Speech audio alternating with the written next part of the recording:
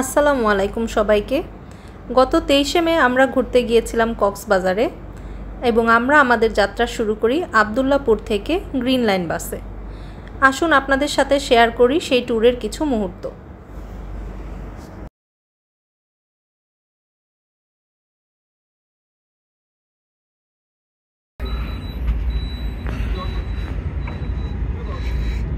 আপু পাশের সিটে বসতে পারি?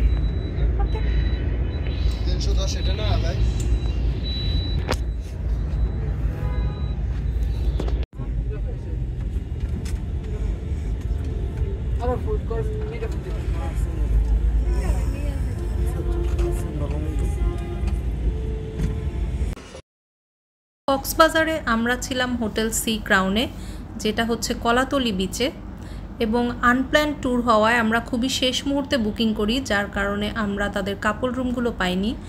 আমরা নিয়েছিলাম তাদের সুপার ডিলাক্স রুমটিতে মোটামুটি সব ধরনের ফ্যাসিলিটিসই ছিল এবং সাথে ছিল ডাবল বেড, আর সাথে ছিল একটি কিউট ব্যালকনি, যেটা থেকে আমরা সমুদ্র দেখতে পাচ্ছিলাম।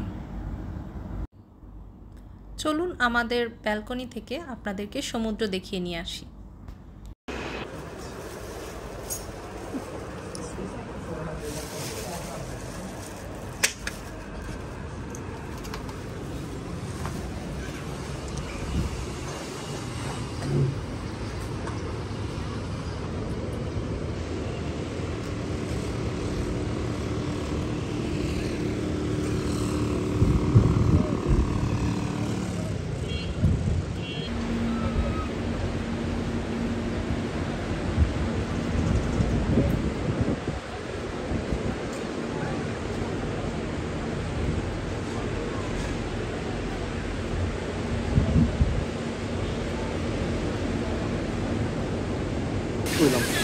বিশ্বের দীর্ঘতম সমুদ্র সৈকত। এখানে মানুষ পাবেন, ঘোড়া পাবেন, আইসক্রিমওয়ালা পাবেন, শশাওয়ালা পাবেন, খেলনা পাবেন, কি নাই একের ভিতর সব। আনারস পাবেন, হাগু পাবেন, একটু সমুদ্রের ভিতর গেলে সব কিছুই পাবেন। এই যে এনারেও পাবেন, এই এনার আমার মতো কিছু পাবলিক আছে দেখেই। এই যে দেখেন, এইটা কোনো বিচ, এইটা কোনো সমুদ্র সৈকত। হাজার হাজার কোটি কোটি মানুষ আসুক, সমস্যা নাই, কিন্তু সমস্যা হচ্ছে এই যে বিভিন্ন ধরনের বিভিন্ন ক্যাটাগরির উৎপাত। কেউ আছে হচ্ছে টায়ার নিয়ে, কেউ আছে ফটোগ্রাফার নিয়ে, কেউ আছে ঘোড়া নিয়ে, কেউ আছে ফল ফ্রুট নিয়ে, কেউ আছে স্পিডবোট নিয়ে। মানে অশান্তির কোনো শেষ নাই। এত নোংরা, এত বিচ্ছিরি বীজ দুনিয়ার কোথাও নাই। আপনি শান্তি মতো পানিতে ভিজবেন, মোবাইলে ছবি তুলবেন, সেই সুযোগ নাই আসলে। আপনি ক্যামেরা তাক করবেন, ফটোগ্রাফার ধরবে, স্যার ছবি তুলে দেয় 5 টাকা পিস, স্যার একসাথে ছবি তুলে দিই, আপনাদের সুন্দর লাগবে স্যার, সুন্দর সুন্দর ছবি। একটু পর আপনি আবার পানিতে নামতে যাবেন, আর একদল লোক দৌড়ে আসবে, স্যার ইসে ভিজবেন, স্যার স্পিডবোটে চলেন, স্যার দুজনকে স্পিডবোটে ঘুরে আনি, 2 মিনিট ঘুরে টাকা নেবে 500। মানে শান্তি নাই। আনারসওয়ালা, ফুটবল আছে, হ্যাঁ ফুটবল তো ছিল, ফুটবলওয়ালা, সিগারেটওয়ালা, কি নাই, মানে শান্তি নাই। আপনার যদি কক্সবাজার এসে শান্তি করতে হয়, আপনাকে যাইতে হবে প্রাইভেট বিচওয়ালা রিসোর্টে, যেখানে হচ্ছে আপনি একটু সেফলি, একটু আরামে, কোনো ধরনের ঝামেলা ছাড়া আপনি একটু ঘুরবেন ফিরবেন, কোনো ধরনের অশান্তি ছাড়া আপনি ঘুরবেন ফিরবেন। তো আপনাকে বেশি টাকা খরচ করে প্রাইভেট বিচওয়ালা রিসোর্টে যাইতে হবে। এই যে আম আদমির জন্য যে বিচ, সুগন্ধা, কলাতলি, এইসব বিচে আসলে শান্তি নাই ঘুরা। তারপর আমরা আসি কক্সবাজার, একটু ঘুরে ফিরে যাই, দেখি শান্তি নাই আসলে। দিন দিন অশান্তি বাইরেই যাচ্ছে। আমরা যাচ্ছি লাঞ্চ করতে শালিক রেস্টুরেন্টে। আমরা বের হলাম, এখানে প্রচণ্ড রৌদ্র। চলুন আপনাদেরকে শালিক রেস্টুরেন্টে নিয়ে যাই।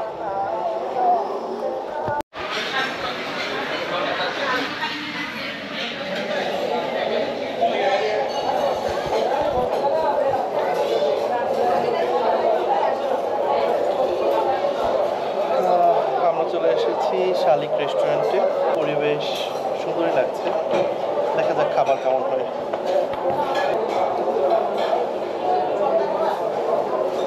বাঙালি খাবার। শালিকে সব ধরনের খাবারই ছিল, কিন্তু আমরা নিয়েছিলাম তাদের বাঙালি সামুদ্রিক খাবার, কোরাল মাছ, ডাল, চিংড়ি মাছ, লইট্টা ফ্রাই, টমেটো ভর্তা এবং টুনা মাছের ভর্তা। রেস্টুরেন্টটা খুবই বিজি ছিল, কিন্তু হাইপ অনুযায়ী খাবারের স্বাদ অত ভালো না হলেও খারাপ ছিল না।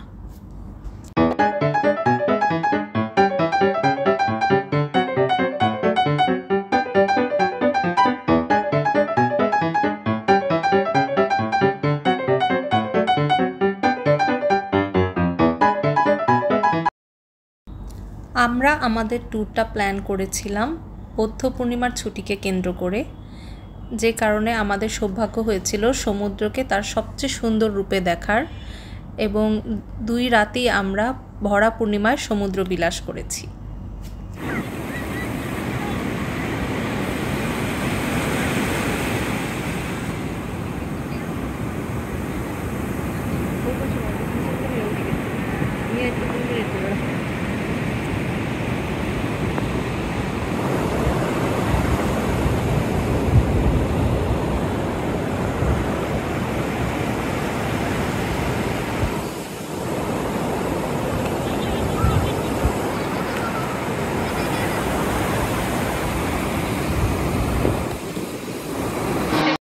পরদিন সকালে হোটেলে নাস্তা সেরে আমরা বের হয়ে পড়ি একটি অটো নিয়ে মেরিন ড্রাইভ ঘুরে দেখার উদ্দেশ্যে।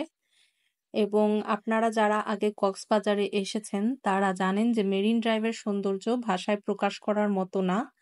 সেই রাস্তায় যত দূরে যেদিকে চোখ যায় মনে হয় এর চেয়ে সুন্দর আর দেখা হবে না, কিন্তু যতই সামনে আগায় সৌন্দর্য যেন ততই আরো বাড়তে থাকে।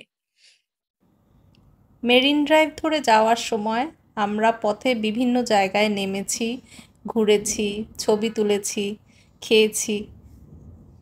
যদিও আমাদের ইচ্ছা ছিল আরও অনেকগুলো জায়গা কভার করার, কিন্তু ঘূর্ণিঝড়ের ঠিক আগের দিন হয় আবহাওয়া ছিল খুবই দমকা, খুবই গরম এবং খুবই রোদের কারণে আমরা সব জায়গায় নামতে পারিনি। আর সবচেয়ে ভালো আরেকটা দিক ছিল আমাদের অটো ড্রাইভার মুক্তার ভাই, তিনি খুবই আন্তরিক ছিলেন। যদিও আমরা তাকে হায়ার করেছিলাম শুধু অটো ড্রাইভ করার জন্য, কিন্তু তিনি স্বেচ্ছায় আমাদের ছবি তুলে দিচ্ছিলেন, এবং সেখানকার লোকাল হওয়ায় তিনি জানেন যে কোন জায়গাগুলো সুন্দর বা কোন জায়গাগুলোতে ছবি সুন্দর আসে। তিনি সেভাবে আমাদেরকে গাইড করছিলেন এবং আমাদের জানাচ্ছিলেন যে কোথায় নামলে ভালো হয় বা কোথায় আমরা স্কিপ করতে পারি। সব মিলিয়ে আমরা মোটামুটি অনেকগুলো জায়গায় ঘুরে দেখেছি।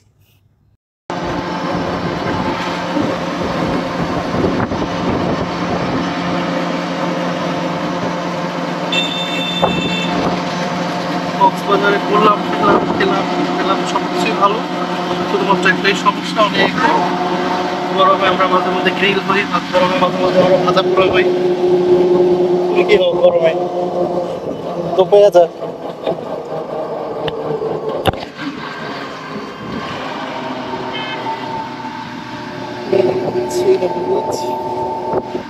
কিছু নেই, সবাই চেনেন জানেন।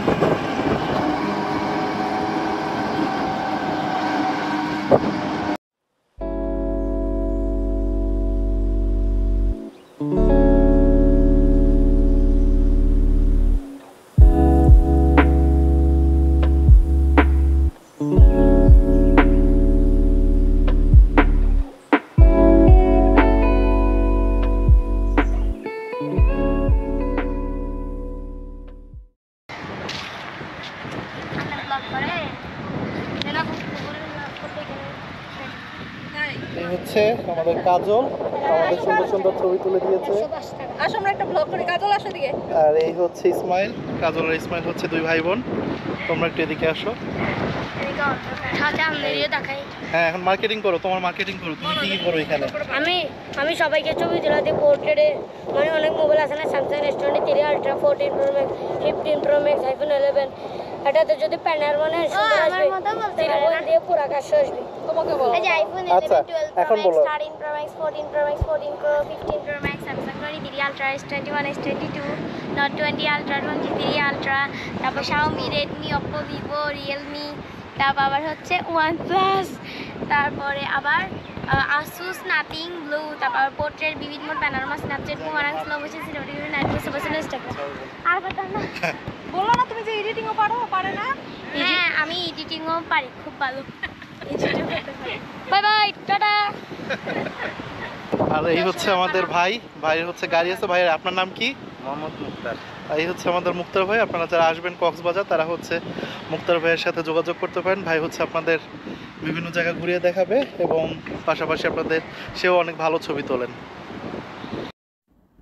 মেরিন ড্রাইভের মাঝে আমরা দুপুরে লাঞ্চ করতে নেমেছিলাম পালঙ্কি রেস্টুরেন্টে। রেস্টুরেন্টটি মোটামুটি ফেমাস এবং সেখানে আমরা অর্ডার করেছিলাম তাদের 7 পদের ভর্তা, পাহাড়ি মোরগ এবং তাদের একটি সিগনেচার আইটেম, সেটি হচ্ছে ভেটকি মাছের পাতুরি।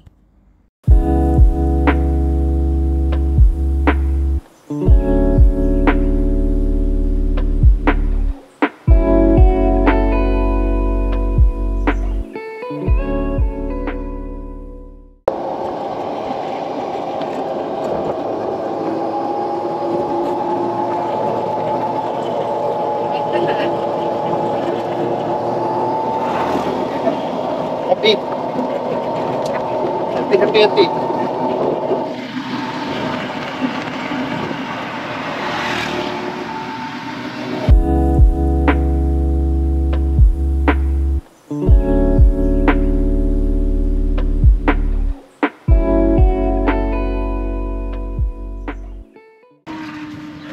ভালো লাগলে বললে না?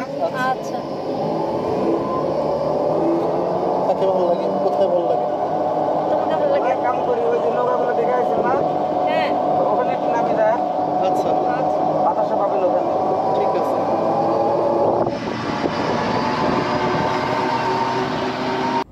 মেরিন ড্রাইভের পরে রেস্ট নিয়ে সন্ধ্যায় আমরা চলে গিয়েছিলাম সুগার ক্যাফেতে। ক্যাফের পরিবেশটি খুবই সুন্দর এবং এখানে অনেকগুলো বেকড ডেজার্ট বেকারি আইটেম পাওয়া যায়।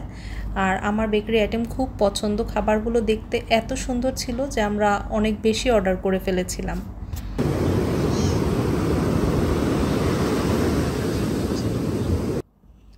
এটি ছিল ঘূর্ণিঝড় রিমাল আসার ঠিক আগের রাত। সমুদ্র ছিল খুবই উত্তাল। ভয়ঙ্কর সুন্দর বিশেষণটি যেন এই সমুদ্রকে বর্ণনা করার জন্যই বানানো হয়েছে।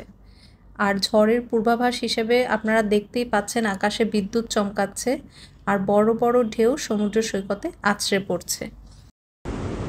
পরদিন সকালেই সমুদ্রকে বিদায় জানিয়ে আমরা রওনা হলাম ঢাকার উদ্দেশ্যে।